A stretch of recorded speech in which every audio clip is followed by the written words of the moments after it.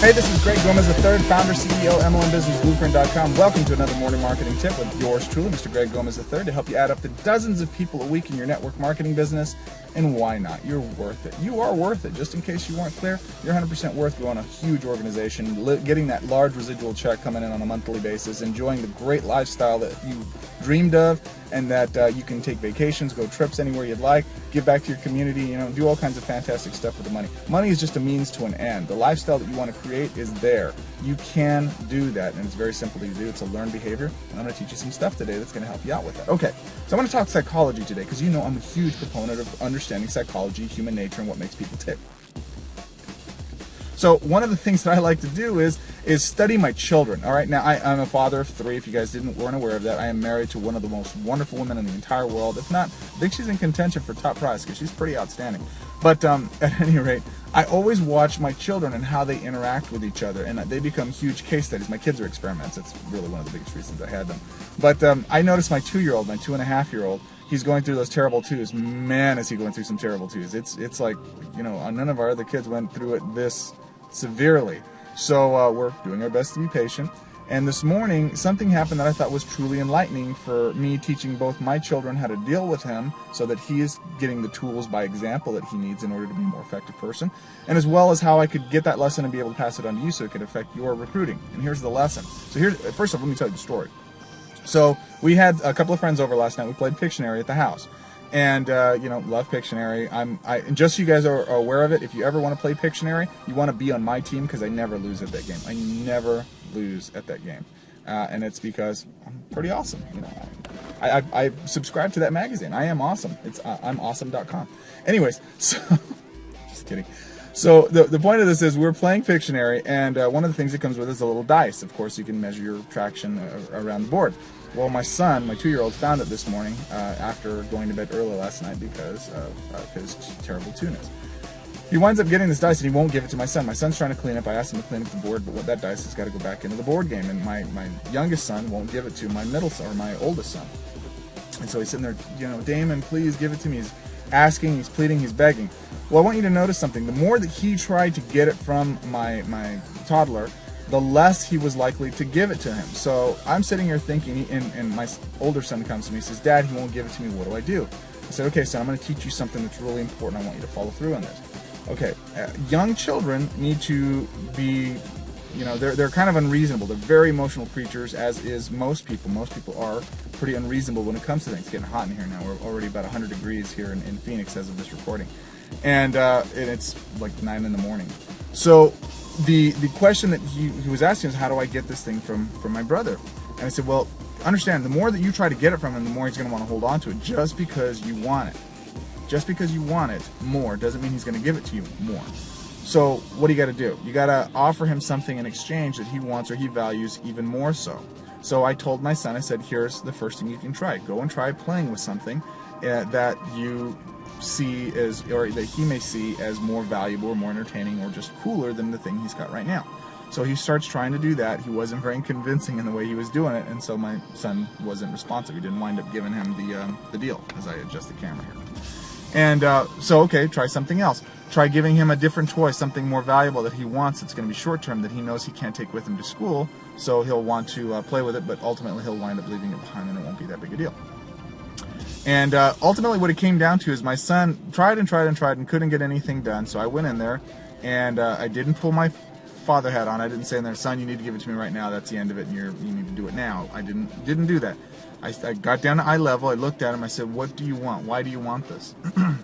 My 2-year-old was just unreasonable. He just wanted it, right? He just knew that he wanted it, and the more we tried to take it from him, the more he was going to get upset about it.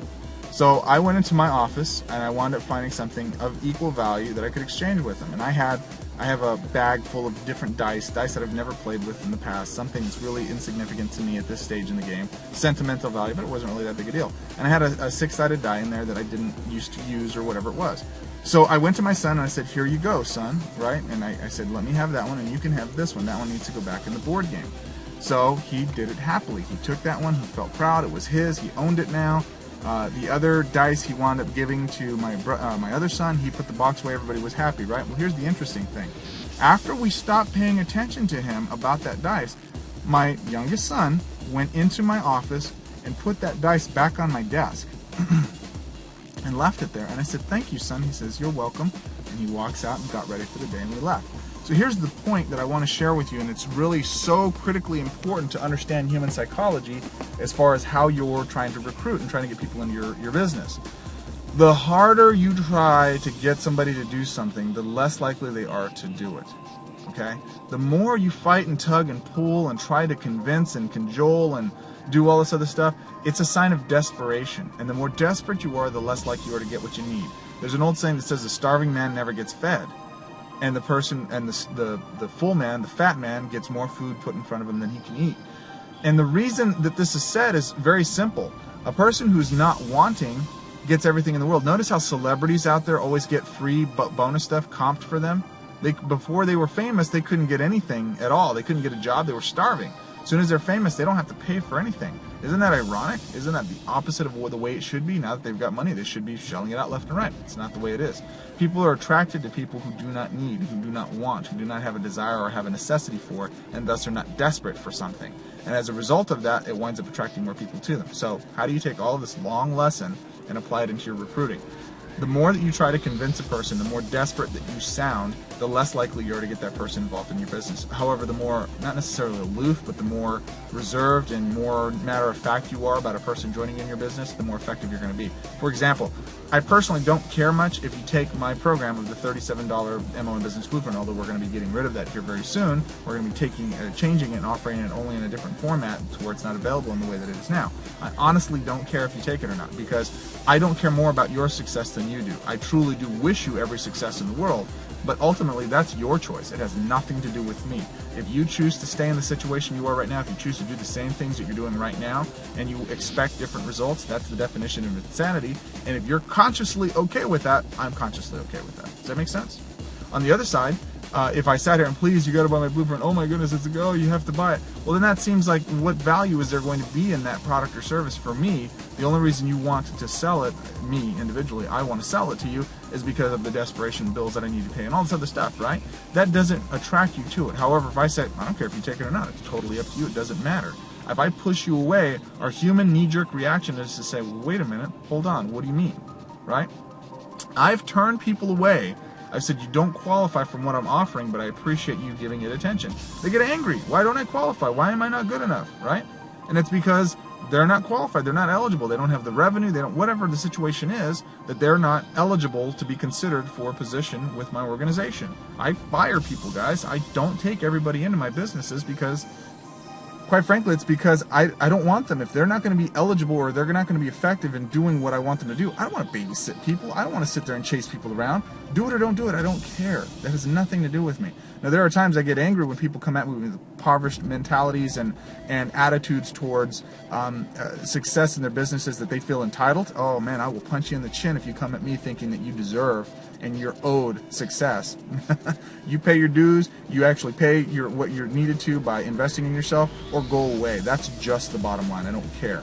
But when it comes to folks that are absolutely trying to make this business a success, they're educated, they're willing to be educated, they're willing to be mentored, they're willing to take action and do what's necessary, they're willing not to make excuses, and they're willing to accept responsibility for themselves. I am 100% on board with a person like that. I will do everything within my power, beyond my power, in order to help that person achieve what they want in their businesses. That's the type of person that I am. And I've learned over the years that those types of people, the people that take action, are the ones that get the results. Everyone else, those that don't, they don't. That's just the way it is. And I can't do anything about that to convince those people except provide an opportunity for them when they're ready. An opportunity to learn, an opportunity for business, an opportunity for a product or service that will benefit them, whatever it is. So what does this have to do with my kid, and how does this help you improve the performance of your business? Desperation is the key to eliminate in your recruiting process. How do you determine it? Go record your conversations. Go listen to what it is you're doing and see if you sound desperate. And if you are, reword it, script it out. Find out a way to verb it in such a way, or write it in such a way that you don't seem desperate, right? The bottom line is, you don't need those people in your business, because the more you have to babysit them and prove to them that it's going to work after the fact, the less likely they are going to be that's going to be somebody that takes action and helps you grow your organization. So the more selling that's required on the front end is the more selling that's required on the back end. So make sure you've closed them completely up in the front end and they're 100% bought in, okay?